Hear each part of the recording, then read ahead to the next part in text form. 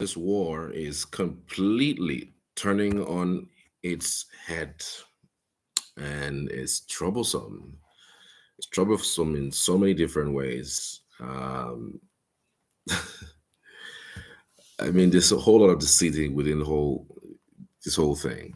The deceit in terms of when the first attack happened against Iran by Israel.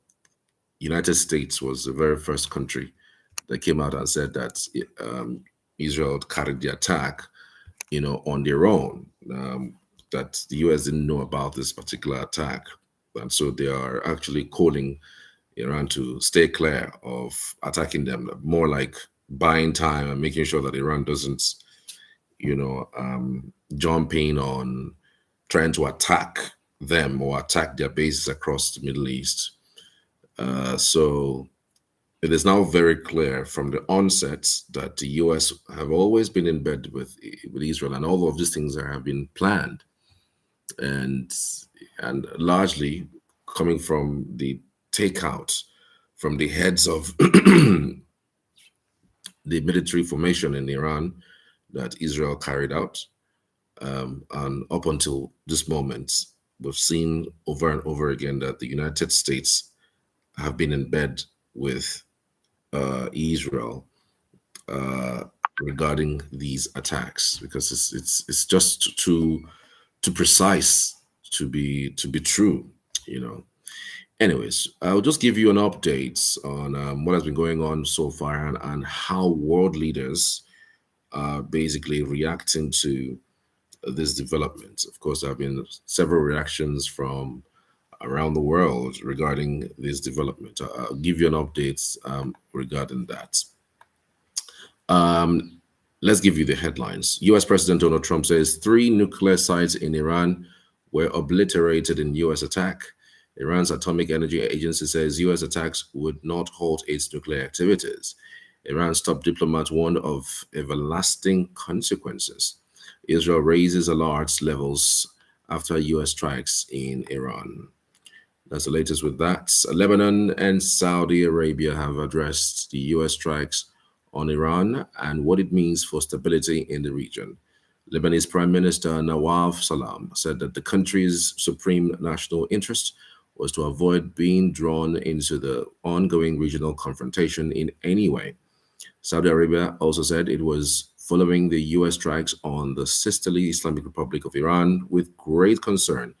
In a foreign ministry statement on X, the ministry expressed the need to exert all efforts to exercise restraint, de-escalate, and avoid escalation. The statement added, urging the international community to increase attempts to find a political solution.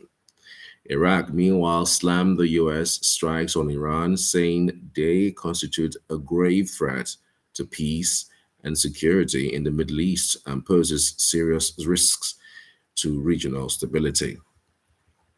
And so the three places that was struck by the United States is Fordow, Natanz, and Isfahan. And I'm seeing that the media in Iran is mocking the United States that their strike did not really halt um, the their nuclear sites, as the case may be. But again, everybody in terms of war would want to make the other person, feel, sad, or maybe feel low, or maybe feel that they didn't get a target. So in war, everything is on the cards, making the other person feel bad, making the other person feel a little bit low, making the other person feels, really saddened by the development. Anyways, in other development, the United States has evacuated more personnel from its diplomatic mission in Iraq as part of its ongoing efforts to reduce staff from its embassy amidst regional tensions. A U.S. official said Sunday after Washington attacked Iranian nuclear sites. As part of an ongoing efforts to streamline operations, additional personnel departed Iraq on June 21 and 22, the U.S. official told the French AFP news agency. The evacuations were part of an ongoing process that started last week out of an abundance of caution and due to heightened regional tensions, he added. The embassy and consulate in the Iranian neighbor are still operational. And by the way, the Israeli Air Force on Sunday announced that it had begun strikes against military targets in western Iran. In a post on X, it also said that it had struck missile launchers ready to launch towards Israeli territory. Soldiers in the Iranian armed forces had swiftly neutralized the launchers that launched missiles towards Israeli territory a short while ago. And in other development, two waves of missiles launched at Israel by Iran on Sunday morning have injured several people and caused damage on the ground, rescue services and the media said. Israel's Megan David Adam Rescue Service said in a statement that 11 people were taken to hospital, including one in moderate condition and 10 others in mild condition. Images of a badly damaged buildings were shown by public broadcaster Kan 2, which said the impact had occurred in central Israel. Iranian state television, on radio rather, said that Iran had launched some 30 missiles following the US attacks on nuclear facilities. The Israeli military has since announced that the public is permitted to leave shelters in several areas. All right. Quite an interesting development there for you. And to some other developments as well. Iran executed a man named Majid Mosabi, who was convicted of spying for Israel and seeking to share sensitive information with its intelligence agency, the Mossad, the country's judiciary news outlet, Mizan reported on Sunday. Mizan told or did not share details of Mosabi's arrest. It said he had tried to provide the Israeli intelligence agency with classified information regarding sensitive locations and individuals who were targeted. He was hanged this morning after going through the full process of criminal procedure and after his sentence was confirmed by the Supreme Court, Mizan added. The UN's nuclear watchdog has said radiation levels have not increased outside the sites bombed by the US, even in Fordo, in the hardest hit target. Following attacks on the three nuclear sites in Iran, including Fordo, the IAEA can confirm that no increase in off-site radiation levels has been reported as of this time. It said in a post on X, formerly Twitter. IAEA will provide further assessment on the situation in Iran as more information become available. Following US strikes on Iran, Israeli President Isaac Herzog on Sunday called for the urgent release of the remaining hostages in Gaza. Hailing the US attack in Iran, Herzog said in a post on X, "This brave step serves the security and safety of the entire free world. I hope it will lead to a better future for the Middle East and help advance the urgent release of our hostages held in captivity in Gaza."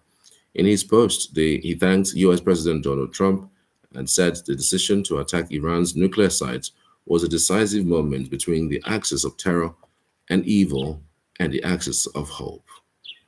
And he says, quotes on his tweet, "In the pages of human history, this is a moment when the principles of liberty, responsibility, and security have triumphed. A decisive moment between the axis of terror and evil and the axis of hope. Thank you, POTUS, at Real Donald Trump. Thank you, United States of America." The tweet read in part, Israeli Defense Forces have said that Iran has launched missiles towards Israel, calling on the public to obey the instructions of the Home Front's command on seeking shelter. The military warned that although the Air Force was working to intercept and attack wherever necessary to eliminate the threat, the protection was not hermetic. Under the instructions, the public is required to go to protected areas and not leave until they are given further notice.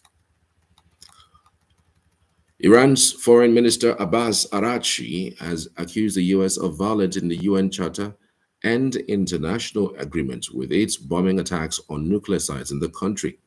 The United States, a permanent member of the United Nations Security Council, has committed a grave violation of the UN Charter, international law, and the NPT Treaty on the Non-Proliferation of Nuclear Weapons by attacking Iran's peaceful nuclear installations, he wrote on X, formerly Twitter.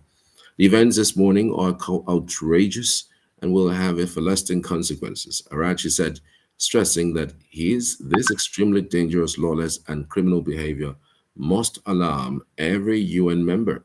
In accordance with the UN Charter and its provisions allowing a legitimate response in self defense, Iran reserves all options to defend its sovereignty, interests, and people.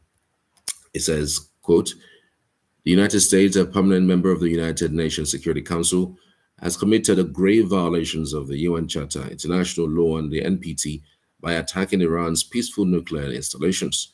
The events this morning are outrageous and will have everlasting consequences. And what is this everlasting consequences? Are they planning to attack US bases or attack US itself? It's all a matter of time. The US attacks on nuclear sites in Iran have not raised radiation levels in the Gulf region, the Saudi regulatory authorities said on Sunday. No radioactive effects were detected on the environment of the kingdom and the Arab Gulf state as a result of the American military targeting of Iran's nuclear facilities. The kingdom's Nuclear and Radiological Regulatory Commission wrote in a post on X, formerly Twitter. Iran's National Nuclear Safety Systems Center has also issued a statement saying that no radiation had been released to the environment through the attacks. Okay, no radiation just yet. I think we're still on a safe zone, as the case may be. Hopefully, we don't have that breaking news that would make it even much more devastating, as the case may be. All right. Let's continue with our update regarding this developments. Let's see.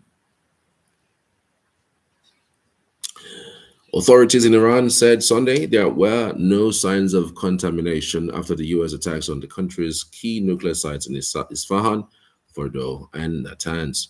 No signs of contamination have been recorded, said Iran's National Center for the Nuclear Safety System, which operates under Iran's Atomic Energy Organization. There is therefore no danger for the inhabitants living around the aforementioned sites. The attack on Iran's nuclear facilities marks a significant shift for US President Donald Trump, who came to office promising he would keep the US out of foreign wars and often criticized military interventions. Trump's decision to attack Iran has stirred a storm across the United States political spectrum.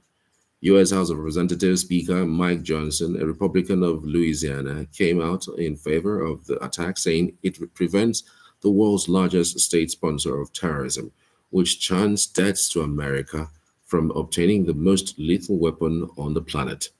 Senate Foreign Relations Committee Chairman Jim Risks, a Republican of Idaho, said, quote, this war is Israel's war, not our war, but Israel is one of our strongest allies and is disarming Iran for the good of the world. Others, including Democrats as well as hardcore Trump supporters, often referred to as MAGA, criticized the decision. U.S. House Democratic leader Hakeem Jeffries said President Trump misled the country about his intentions, failed to seek congressional authorization for the use of the military force, and risks American entanglement in a potentially disastrous war in the Middle East. So, those were the latest update as it relates to this topics. It's quite a, a, a handful, given what the development has been in the past 4 to 5 hours. Meanwhile, the EU's top diplomat Kaja Kallas has called on all sides in the Israel Iran conflict to resume negotiations while insisting that international security would be under threat if Iran developed a nuclear weapon. Kallas, who is also a vice president of the European Commission, said in a post on X, formerly Twitter, that the EU's foreign minister would hold a meeting on Monday to discuss the current situation. Iran must not be allowed to develop a nuclear weapon as it would be a threat to international security. I urge all sides to step back, return to the negotiating table, and prevent further escalation, she wrote. And that's on her X handle. Iran must not be allowed to develop a nuclear weapon as it would be a threat to international security. I urge all sides to step back, return to the negotiating table, and prevent further escalation. EU foreign ministers will discuss the situation only tomorrow. So, how Has other countries reacted to the US strikes on Iran? Let's tell you that the Venezuelan government was forthright in its condemnation of those attacks. Foreign Minister Vangel said on a Telegram messaging app, the Bolivarian Republic of Venezuela firmly and categorically condemns the bombing carried out by the United States military at the request of the State of Israel against nuclear facilities in the Islamic Republic of Iran, including the Fordow, Natanz, and Isfahan complexes. Cuban President Miguel Diaz-Canel said his country also vehemently opposes what he said was a dangerous escalation that plunges humanity into a crisis with irreversible consequences. New Zealand Foreign Minister Weston Peters spoke on a crisis that was the most serious I have ever dealt with, while declining to say whether his country supported the US actions. And but he said diplomacy will deliver more enduring resolution than further military action. The Australian government said it would continue to call for a de-escalation dialogue and diplomacy, saying that it noted the US president's statements that now is a time for peace. We have been clear that Iran's nuclear and ballistic missile program has been a threat to international peace and security, the Australian government spokesman says. All right, everyone is on that stable. That's Iran's nuclear warhead would be a threat to international peace and diplomacy. All right. Let's see. Rafael Grossi, the chief of the UN Atomic Watchdog, the International Atomic Energy Agency (IAEA), on Sunday announced that he is going to hold an emergency board meeting on Monday in light of the urgent situation in Iran. Convening an emergency meeting on the International Atomic Energy Agency Board of Governors for tomorrow, IAEA Chief Grossi said on X. British Prime Minister Keir Starmer called on Iran to return to the negotiating table while saying the US had taken action to alleviate the security threats posed by Tehran's nuclear program. Iran's nuclear program is a grave threat to international security, Starmer said in a statement on X. Iran can never be allowed to develop a nuclear weapon, and the US has taken action to alleviate that threat. Lebanon and Saudi Arabia have addressed the US strikes on Iran and what it means for stability in the region. Lebanese Prime Minister Nawaf Salam said that his country's supreme national interest was to avoid being drawn into the ongoing regional conflicts in any way. Saudi Arabia also said it was following the US strikes on the sisterly Islamic Republic of Iran with great concern in a foreign ministry statement on X. The ministry expressed the need for exert all efforts to exercise restraint, de-escalate, and avoid escalation. The statements are urging the international community to increase attempts to find a political solution. Iraq, meanwhile, slammed the US strikes on Iran, saying they constitute a grave threat to peace and security in the Middle East and poses serious risk to regional stability. So there might not be peace anytime soon, especially with the latest strikes right inside Tehran. All right, talking about the Isfahan and the all other Fordow and then Natanz. All right. The United States has evacuated more personnel from its diplomatic mission in Iraq as part of its ongoing efforts to reduce staff from its embassy amidst regional tensions. A U.S. official said Sunday after Washington attacked Iranian nuclear sites. As part of an ongoing effort to streamline operations, additional personnel departed Iraq on June 21 and 22, the U.S. official told the French AFP news agency. The evacuations were part of an ongoing process that started last week out of an abundance of caution and due to the heightened regional tensions, he added. The embassy and consulates in the Iranian neighbor are still operational. All right. The Israeli Air Force on Sunday announced that it had begun strikes against military targets in western Iran. In a post on X, it also said that it had struck missile launchers ready to launch towards Israeli territory. Soldiers in the Iranian armed forces and swiftly neutralized the launches that launched missiles towards Israeli territory a short while ago. All right, those are the latest out of the issues regarding the bombing of three different places across Iran. Anyways, let's talk about how the world leaders are reacting to these developments. World leaders reacted to President Donald Trump's announcement Saturday that the US had carried out a very successful attack on three nuclear sites in Iran, including Fordow. Israeli Prime Minister Benjamin Netanyahu said Trump's bold decision would change history. Speaking minutes after the attack, Netanyahu said, President Trump, and I often say peace through strength. First comes strength, then comes peace. And tonight, Donald Trump and the United States acted with a lot of strength. Meanwhile, United Nations Secretary General Antonio Guterres warned the U.S. strikes on Iran represent a dangerous escalation in an already volatile region, posing a serious threat to global peace and security. There is a growing risk that this conflict could rapidly get out of control with catastrophic consequences for civilians, the region, and the world, Guterres said in a statement as reported by Reuters. At this perilous hour, it is critical to avoid a spiral of chaos. There is no military solution. The only path forward is diplomacy. The only hope is peace. Iranian Foreign Minister Abbas Arachi said in a statement on X that his nation reserves all options in responding to the attack. Venezuela's Minister of Foreign Affairs Van Gil condemned the attacks in a message on Telegram. Venezuela condemns U.S. military aggression against Iran and demands an immediate cessation of hostilities. The Bolivarian Republic of Venezuela firmly and categorically condemns the bombing carried out by the United States military at the request of the State of Israel against nuclear facilities in the Islamic Republic of Iran, including the Fordow, Natanz, and Isfahan complexes. All right, as some interesting topics for you, how people are reacting to this latest development, and it's really not looking good at all, and it does not also look like it's going to end anytime soon.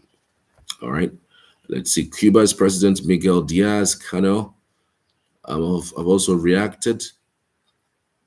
Cuba's President Miguel Diaz-Canel also condemned the attacks on the social media platform X, saying, "We strongly condemn the U.S. bombing of Iran's nuclear facilities, which constitutes a dangerous escalation of the conflict in the Middle East.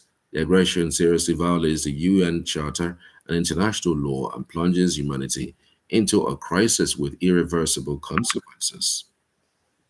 Mexico's Ministry of Foreign Affairs called for a diplomatic dialogue in a post on X. The ministry urgently calls for diplomatic dialogue for peace between the parties involved in the Middle East's conflict, in keeping with constitutional principles of foreign policy and our country's pacifist conviction. We reiterate our call to de-escalate tensions in the region, the restoration of a peaceful coexistence among the states of the region in the highest priority. A spokesperson for the Australian government also called for a de-escalation. Reuters reported, "We have been clear that Iran's nuclear and ballistic missile program has been a threat to international peace and security. We note the US president's statement that now is a time for peace. The security situation in the region is highly volatile. We continue to call for a de-escalation dialogue and diplomacy." Reactions across the globe are slowly coming in as leaders weigh the impact of the attack. According to Reuters, South Korea's president's office is set to host an emergency meeting to discuss the attacks. All right, what you say? Let me in on what your thoughts are on all of these reactions that we have poured out towards you. We also have some updates regarding the developments so far. World leaders are reacting to this development.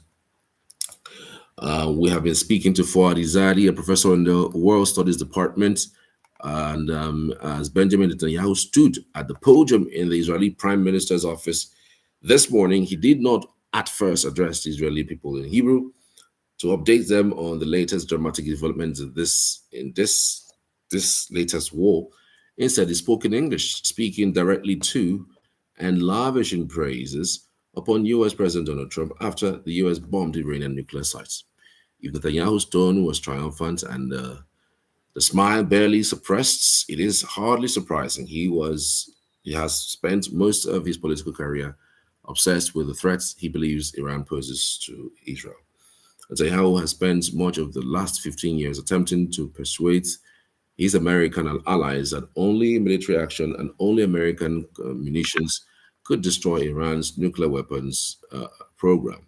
While congratulating Trump for a bold decision that will change history, Netanyahu can also congratulate himself on changing the mind of a US president who campaigned against overseas military adventures and whose supporters were overwhelmingly opposed to joining Israel's war against Iran.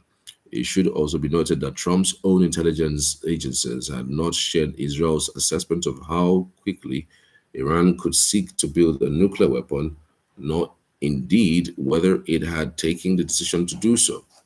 Throughout this conflict, which began just 10 days ago, Israel's government and military have insisted that Israel had the capacity to deal with the Iranian threats on its own. But it was not secret that only America possessed a massive ordnance capable of dealing with the strongest levels of protection around Iran's nuclear facilities, particularly at Fordow, built deep inside a mountain. If the nuclear sites bombed last night are now indeed out of the use, then Israel, Prime Minister, will be able to declare his main war aim complete, perhaps bringing the conflict closer to an end for its part. Iran says it had already moved its nuclear materials out before the bombing. But without last night's bombing, Israel would have continued working its way down the long list of targets its Air Force has spent years drawing up. Damage would continue to have been inflicted on the Iranian military, on its commanders, on nuclear scientists, on government infrastructure, and on the parts of the nuclear program accessible to Israel's bombings. But Netanyahu may have been denied a clear point as which Israel could say the nuclear threat had been definitively neutralized. Perhaps only regime change in Iran could have delivered that moment. The B 2 bombers have undoubtedly changed the trajectory of war. Whether it escalates even further will depend on how Iran and its allies respond. Last week, Iran's supreme leader had vowed to hit back at the US were it to enter the war. The Americans should know that any US military intervention will undoubtedly be accompanied by irreparable damage. Ayatollah Ali Khamenei speaks on the matter. So those were the latest. You can drop your comments as usual. I would always love to hear from you all the time. Thank you.